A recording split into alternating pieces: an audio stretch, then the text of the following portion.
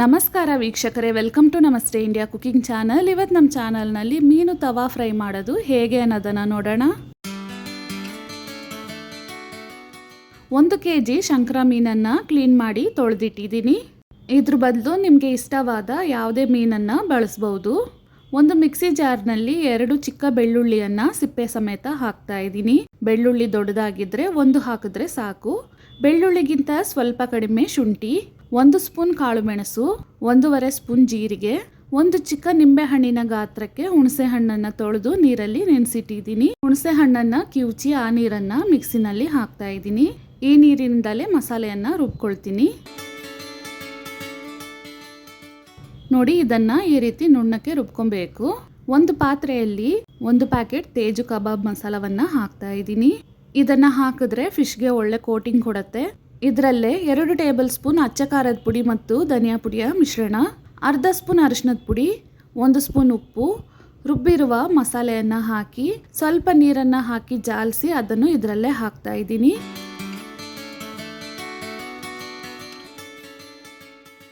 ಮಸಾಲೆ ಈ ಹದಕ್ಕೆ ಇರಬೇಕು. ಒಂದೊಂದೇ ಮೀನನ್ನು ತೆಗೆದು ಹಾಕಿ ಮಸಾಲೆಯನ್ನು ಚೆನ್ನಾಗಿ ಹಚ್ಚಬೇಕು.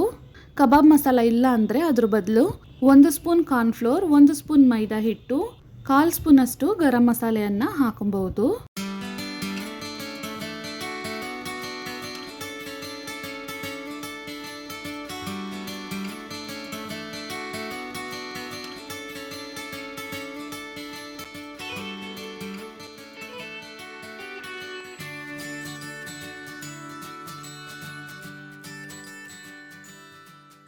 ಮಸಾಲೆಯನ್ನು ಈ ರೀತಿ ಹಚ್ಚಿ ಆದಮೇಲೆ ಮಿನಿಮಮ್ 1 ಅವರ್ ಆದರೂ ಇದನ್ನು ಹಾಗೆ ಇಡಬೇಕು. ನಾನು 2 ಅವರ್ ಇದನ್ನು ನೆನೆಯಕ್ಕಿಟ್ಟಿದ್ದೀನಿ. ನೋಡಿ, ಮೀನು ಚೆನ್ನಾಗಿ ನೆಂದು ನೀರೆಲ್ಲ ಬಿಟ್ಕೊಂಡಿದೆ. ಇದನ್ನು ತವಾ ಫ್ರೈ ಮಾಡ್ಕೊಳ್ಳೋಣ. ತವಾವನ್ನು ಬಿಸಿ ಮಾಡಿಕೊಂಡು 1 ಚಿಕ್ಕ ಸೌಟಷ್ಟು ಎಣ್ಣೆಯನ್ನು ಹಾಕ್ತಾ ಇದ್ದೀನಿ. 2 ಮೀನನ್ನು ಇದ್ರ ಮೇಲೆ ಹಾಕಿ ಸ್ವಲ್ಪ ಮಸಾಲೆಯನ್ನು ಹಚ್ತಾ ಇದ್ದೀನಿ.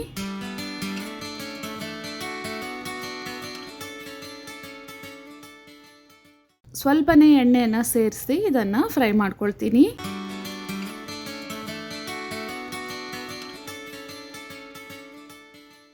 ಒಂದು ಕಡೆ ಮೀನು ಸ್ವಲ್ಪ ಬೆಂದ ಮೇಲೆ ಇದನ್ನು ತಿರುಗಿಸಿ ಹಾಕ್ತಾ ಇದ್ದೀನಿ.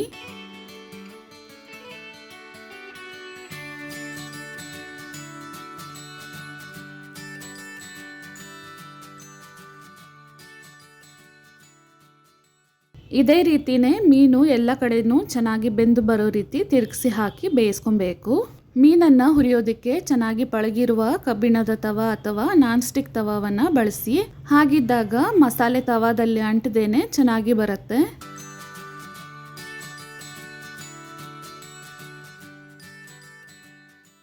ಇವಾಗ ನೋಡಿ, ಮೀನು ಚೆನ್ನಾಗಿ ಬೆಂದಿದೆ.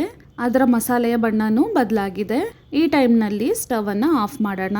ತುಂಬಾ ರುಚಿಯಾದ ಮೀನು ತವಾ ಫ್ರೈ ಇವಾಗ ರೆಡಿಯಾಗಿದೆ. ವೀಕ್ಷಕರೇ, ಈ ವಿಡಿಯೋ ನಿಮಗೆ ಇಷ್ಟ ಆಗಿದ್ದರೆ ನಮ್ಮ ಚಾನಲನ್ನು ಲೈಕ್ ಮತ್ತು ಸಬ್ಸ್ಕ್ರೈಬ್ ಮಾಡಿ. ಧನ್ಯವಾದಗಳು.